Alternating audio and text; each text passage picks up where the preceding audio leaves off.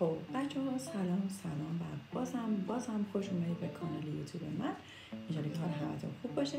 توی این ویدیو میخوام بهتون فرق بین فوم و ژل شستشوی صورت رو توضیح بدم، چون میبینید توی این بازار بزرگی از محصولات زیبایی محصولات فوق‌العاده زیادی هست برای نوع شستشوی صورت که مهمترینش که بیشتر خریداری میشه فوم هست و ژل شستشوی. پس تو این ویدیو میخوام بپردازم به این و فرق بین این دو چی هست و کدومش رو ترجیح میدی برای شستشوی صورت. پس با من همراه باش.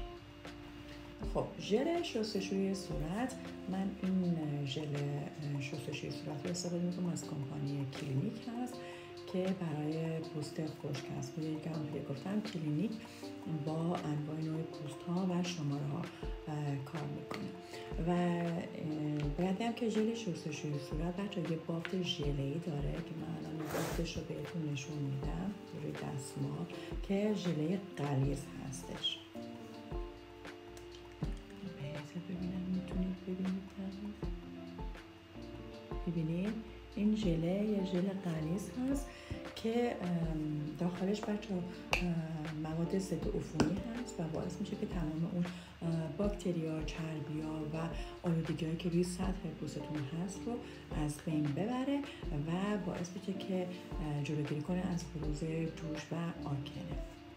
خب محصول بعدی گفتم موز هست که خب موز من از کمپانی لانکوم استفادهش میکنم و موز همونجور که از اسم جمعیت حالت کف داره و نیازی هم نیست که موقعی که میزنید بخواید اینو زیاد ماساژش بدید. اینم مثل ژل شستشوی صورت روی عمق منافذتون نفوذ میکنه و باعث میشه که تمام اون آلودگی‌ها، چربی‌ها، تمام اینا رو از روی سطح پوستتون تمیز میکنه و پوستتون رو خیلی شاداب و تمیز نشون میده.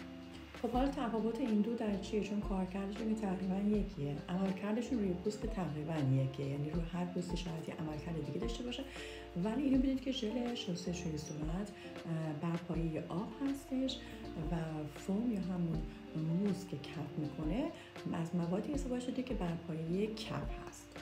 بچه از نظر پاک کننده پوست هر دو عالی هستن، فقط تفاوتش اینه که این غلظت زیادتری داره ژل شستشوی صورت و برای دوستان افرادی که پوست چرب دارن خیلی مساعدتره، خیلی بهتره، دوست دارم و اینکه کف نمیکنه وقتی میزنی روی پوست باید ماساژ بدی ولی خب خیلی عمیق پوست رو تمیز میکنه و فوم یا همون موز این کف میکنه، شاید خیلی کمتر نیاز به ماساژ بشه ولی اینم باز پوست رو تمیز میکنه و بافتش هم خیلی سبک‌تر. تنها تفاوتش اینه ولی هر دو از نظر اینکه آلودگی پوست رو، سطح پوست رو تمیز میکنن یکسان هست.